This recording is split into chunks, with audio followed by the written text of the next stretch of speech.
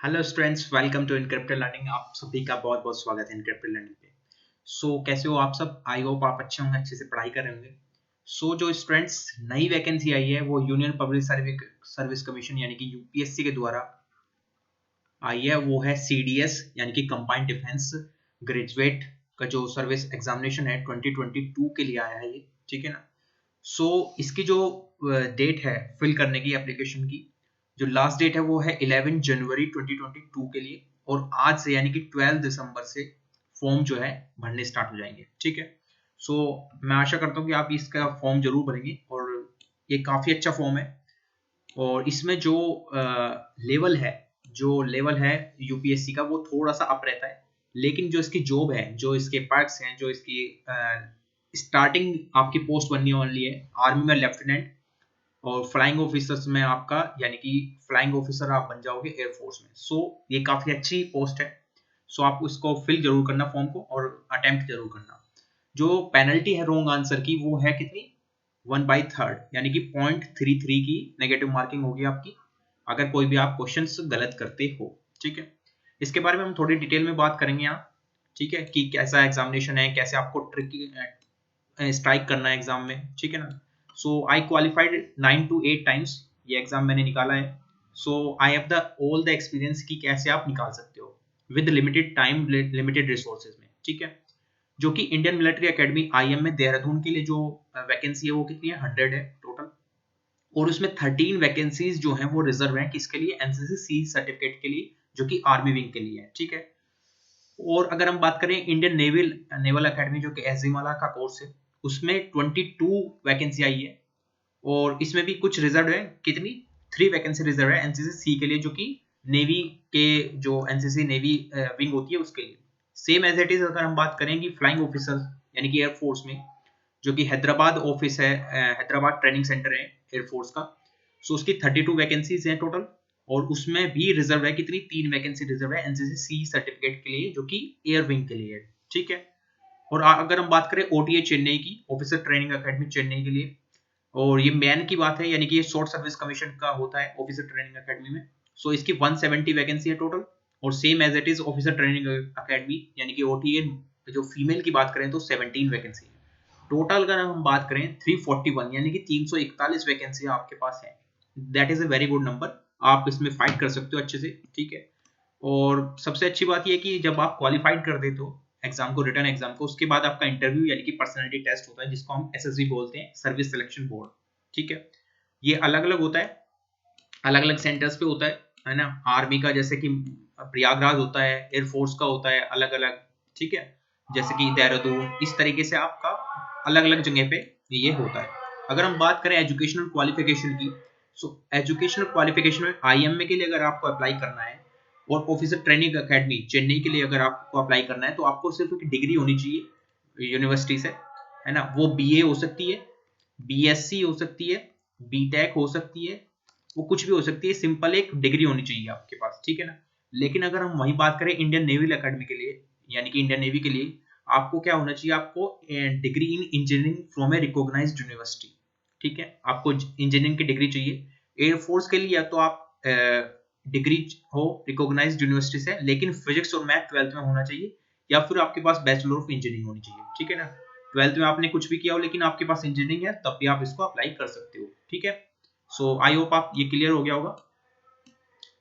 अगर हम बात करें थोड़ा इसके पैटर्न पे, इसका कैसा पैटर्न होगा उस पर बात कर लेते हैं थोड़ा, जिसकी थोड़ा आपको पता चल जाएगा लेवल क्या होता है, ठीक है ना।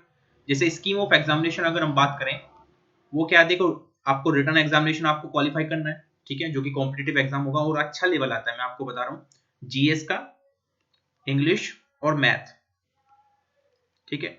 जहां हम ओटीए की बात करेंगे, ओटीए में फिर आपका मैथ इंक्लूड नहीं है, सिर्फ ये 2 एग्जाम ही होंगे, जीएस के और इंग्लिश के। इन्हीं के बेसिस पे आपका कट ऑफ डिसाइड होगी, और उसी के बेस पे आपका एसएसबी या एएफएसबी जो भी आपका होना होगा वो होगा, ठीक है।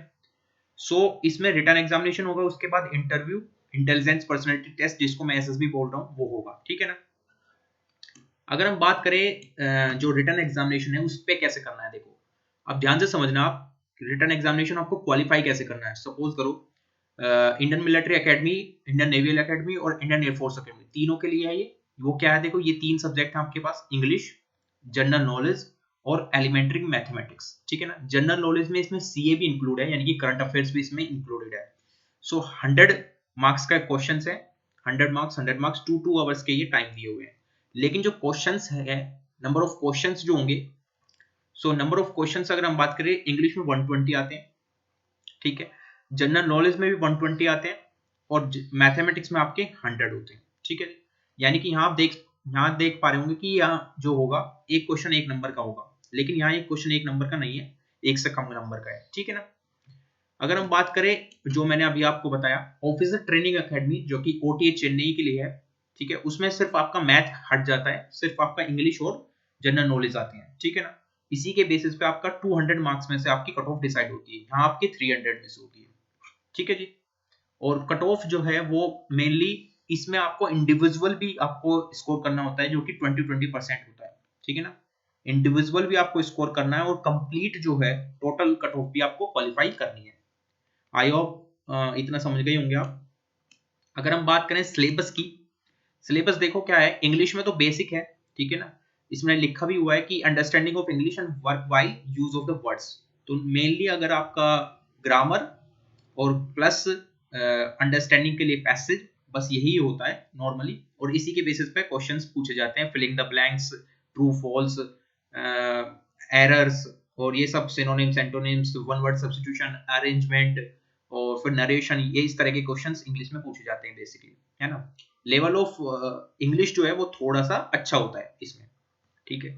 जहां हम बात करें जनरल नॉलेज की, जनरल नॉलेज में देखो क्या है, जनरल नॉलेज में आपका सब इंक्लूडेड हो जाता है, जैसे कि हिस्ट्री, इंडिया की हिस्ट्री, ज्योग्राफी आपका, और इसमें इकोनॉमिक्स भी आ जाती है, ठीक है। इसमें इन्वायरमेंट के भी क्वेश्चंस होते हैं, इसमें करंट अफेयर्स भी होता है, तो इसमें सभी के सभी इंक्लूडेड हो जाते हैं, ठीक है। जैसे इसमें काफी लिखा भी हुआ है, देखो, current affairs included the general knowledge of the current events and such matters of everyday observation and experience with the scientific aspect as may be expected to educated person, he has not made a special study of any subject, ठीक है जी।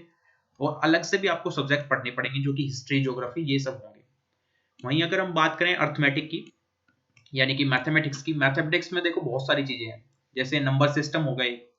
सो mathematics में अगर हम बात कर रहे हैं, सो मैथ में आपका एक तो आपका एडवांस पोर्शन और एक आपका अर्थमेटिक, ठीक है।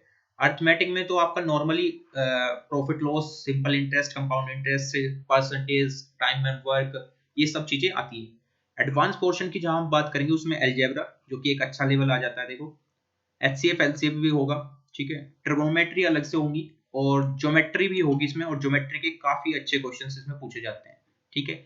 इसी के क्वेश्चंस को उठा के एसएससी, फिर स्टाफ सिलेक्शन कमीशन जो है वो रखता है मेंस में क्वेश्चंस अपनी, ठीक है ना। तो वो इसको फॉलो करता है यूपीएससी सीडीएस के एग्जाम को, ठीक है जी। सो इसका मैथ्स का लेवल भी काफी अच्छा होता है। वहीं अगर हम बात करें तो एडवांस पोर्शन में ज्योमेट्री होगी आपकी, देखो मेंसुरेशन होगी, स्टैटिक्स, मतलब बाई चार्ट और पाई ग्राफ और ये सब आते हैं इसमें, ठीक है जी। इंटेलिजेंट पर्सनालिटी टेस्ट, जो कि मैं आपको बता रहा हूँ इंटरव्यू के लिए आपको क्या करना है, ठीक है जी। एसएसबी इसमें 2 स्टेज पे होते हैं, स्टेज 1 एंड स्टेज 2 पे, ठीक है जी। स्टेज 1 जो है वो क्वालिफाइंग रहता है, यानी कि फर्स्ट ही होता है एफपीआर। स्टेज 2 आगे होता है। स्टेज 1 में जो कि पीपीडीटी और ओआईआर टेस्ट होते हैं, जो कि ये इंटरव्यू के टाइम में होते हैं, ठीक है जी। आई होप आप यहां तक क्लियर होगा। सो ओआईआर टेस्ट एक नॉर्मल टेस्ट होता है, रीजनिंग का टेस्ट होता है। उसके बाद पीपीडीटी होते हैं, जो इसकी स्क्रीनिंग टेस्ट होती है। तो जितने भी कैंडिडेट जो हैं वो जाते हैं फर्स्ट डे, सो उसमें से शॉर्ट लिस्टेड किए जाते हैं। बहुत ही कम बच्चे जो हैं वो अगले 4 दिनों के लिए रुक जाते हैं। स्टेज 2 टेस्ट में देखो बहुत सारी चीजें होती हैं, जो कि इंटरव्यू भी होता है उसमें अलग से। एक ग्रुप टास्किंग ऑफिसर टास्क होते हैं, जो कि जीटीओ बोलती हैं। साइकोलॉजिकल टेस्ट होते हैं, साइकोलॉजी टेस्ट होते हैं, है ना। कॉन्फ्रेंस होती है। ये 4 दिन इस पे कवर कराए जाते हैं, ठीक है ना। 4 दिन में ये कवर होते हैं इतने सारे टेस्ट। फर्स्ट डे आप जैसा मैंने आपको बताया ये वाले हो गए, ठीक है ना। इनकी जो डिटेल्स है टेस्ट की वो भी आप देख सकते हो, बट फर्स्ट ऑफ ऑल आपको क्या करना है, आप तो रिटन क्वालिफाई करना है अभी। सो रिटन क्वालिफाई करने में आपको जो भी मैंने आपको बताया ये आपको कवर करना होगा, ठीक है जी। इसमें बहुत सारे देखो, यहाँ आप पढ़ भी सकते हो, और यूपीएससी की जो वेबसाइट है उस पर भी जाके आप देख सकते हो, ठीक है जी। अब अगर हम बात करें सबसे मेन जो है इसमें वो है आपका पर्क्स एंड सैलरीज, जो कि एक काफी अच्छा लेवल देखने को मिलता है, जो कि आपकी स्टार्टिंग जो पोस्ट होगी और स्टार्टिंग जो सैलरी होगी वो क्या होगी, लेफ्टिनेंट की होगी।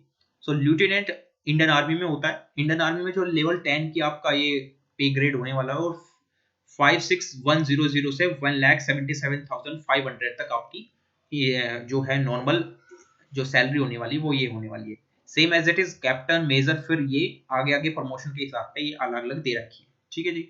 और इसमें भी ऐसा नहीं होगा कि ये 56,100 होंगी तो ये स्टार्टिंग इतना ही होगा, नहीं, इसमें पर्क्स ऑन इंक्लूडेड भी होंगी, तो उसके बाद सैलरी जो है 1 लाख प्लस हो जाती है ना। स्टार्टिंग सैलरी ही लेफ्टिनेंट की जो होती है 1 लाख प्लस हो जाती है। सो उसमें कौन कौन से अलाउंस लगते हैं वो भी हम देख लेते हैं। जैसे कि इसमें देख भी रहा होगा आपको, मिलिट्री सर्विस पे जो है एक अलाउंस लगता है, जो कि 15,500 पर मंथ होता है ना, फिक्स्ड है, लेफ्टिनेंट से ब्रिगेडियर तक रैंक तक यही लगता है, तो ये आपका एक्स्ट्रा अलाउंस लग जाता है नॉर्मल इसमें, ठीक है जी। फिर आपका स्टार्टिंग सैलरी जो इसने बताई है, जो कि ट्रेनिंग के टाइम पे जेंटलमैन और लेडी कैडेट के दोनों की होती है, आईएमए और ओटीए दोनों में, वो कितनी होती है, 56,100 रुपए, ठीक है जी। और उसमें अलग अलग अलाउंस लगते रहते हैं। सो अगर हम बात करें, सो क्वालिफिकेशन पे ग्रांट जो है वो कितना कितना है, देखो फ्लाइंग अलाउंस, अगर आप फ्लाइंग में जाते हो तो उसके लिए अलग से आपको मिलता है, कितना होता है, लेफ्टिनेंट और अबव के लिए 25,000 जो है पर मंथ आपको फिक्स्ड है, ठीक है जी। हार्ड और रिस्क हार्डशिप मैट्रिक्स जो है उसमें ये एविएशन में आ जाता है। अदर अलाउंस भी लगते हैं, जैसे डियर अलाउंस अलाउंस है ना, वो टाइम टू टाइम एप्लीकेबल है। किट मेंटेनेंस अलाउंस है 20,000 रुपए पर साल के भी इसमें इंक्लूड होते हैं, ठीक है जी। डिपेंडिंग अपॉन रैंक और एरियाज ऑफ पोस्टिंग वो भी अलग अलग लगता है, जैसे कि अगर हम बात करें HAF उसमें इतना लगता है, फिर ये इतना लगता है, फिर नॉर्मल पोस्टिंग हुई तो इतना लगता है, हार्ड पोस्टिंग में 16,900 तक जाता है, ठीक है जी। हाई एल्टीट्यूड अलाउंस भी होते हैं, देखो हाई एल्टीट्यूड में क्या होता है, देखो नॉर्मल अगर एल्टीट्यूड पे आप पोस्टेड हो तो 3,400 लगेगा, फिर आपका 5,300, फिर ये 25,000 भी आपका इंक्लूड होता है, ठीक है ना। जैसे कि अगर आप बात करो सियाचिन अलाउंस जो इसने लिखा हुआ है, अगर सियाचिन पोस्टिंग होती है आपकी, सो 42,500 रुपए पर मंथ अलग से इंक्लूडेड होगा विद सैलरी, ठीक है ना। सो आप देख सकते हो आपकी सैलरी कितनी जाने वाली है, सो सैलरी की कोई प्रॉब्लम नहीं है यहाँ पे। यूनिफॉर्म अलाउंस होता है तो 20,000 पर ईयर भी आपको मिलता है। फ्री राशन होता है आपका, ठीक है जी। In peace and the field areas में अलग अलग ये अलाउंस अलग से बढ़ जाते हैं आपके, ठीक है। तो ये बहुत ज्यादा है आपका जो है अलाउंस है, ठीक है जी। सो चिल्ड्रंस अलाउंस भी आपके होते हैं, देखो पर मंथ आपको 2,250 रुपए पर मंथ भी मिलते हैं, ठीक है जी। और नर्सरी से 12 तक की एट जो वो है आपकी एजुकेशन चिल्ड्रंस की, वो भी आपको कराई जाती है। So that is very good I think. और अगर हम बात करें कि प्रमोशन की क्या क्या है, देखो स्टार्टिंग में जब आप ज्वाइन करते हो एज ए ऑफिसर वो लेफ्टिनेंट होता है, फिर उसके बाद 2 इयर्स के रिकॉग्नेबल कमीशनड सर्विस के बाद आप कैप्टन बनते हो, फिर आपका मेजर, फिर लेफ्टिनेंट कर्नल, फिर कर्नल, फिर कर्नल के बाद अगर आप टीएस हो, फिर क्वालिफाइंग सर्विस के बाद as a selection by the under, so 15 years की सर्विस के बाद फिर ब्रिगेडियर, फिर मेजर जनरल, फिर लेफ्टिनेंट जनरल, और फिर उसके बाद जनरल, ठीक है जी। ये अलग अलग आप पढ़ सकते हो। सो ये तो बात की बात है, what you have to qualified first written examination, that is very important aspect of your life, ठीक है जी। सो रिटन एग्जामिनेशन में जैसा कि मैंने आपको बता दिया कैसे कैसे क्वालिफाई करना है, मेनली आपको बुक्स जो है मैं बता देता हूँ थोड़ा थोड़ा, ठीक है जी। एक पाथ फाइंडर की बुक आती है, ठीक है जी, पाथ फाइंडर की बुक आती है, वो भी आप पढ़ सकते हो, उसमें इंक्लूडेड है सारा का सारा, जीएस मैथ्स सब इंक्लूडेड है, वो भी आप देख सकते हो। या अगर आपके पास नोट्स है अलग से तो आप उसको भी रेफर कर सकते हो। करंट इवेंट्स के लिए आपको अच्छे से कवर करना होगा, बिकॉज अभी के टाइम पे जीए में जो करंट अफेयर्स आती है, सीए आती है, वो काफी अच्छे लेवल की आने लगी है, ठीक है जी। और मैथ्स जो है, मैथ्स आप किसी से भी अगर आपके खुद के नोट्स है तो नोट्स से पढ़ सकते हो, या फिर कोई भी टीचर को आप फॉलो कर सकते हो जो कि आपकी ट्यूनिंग जो है जिससे मैच करती हो, ठीक है जी। So thank you for having me, bye bye, take care. अगर आप कोई भी डाउट है तो आप कमेंट सेक्शन में कमेंट कर सकते हो, I will try to reply you at as possible as जैसे ही मेरे को टाइम मिलता है, ठीक है जी।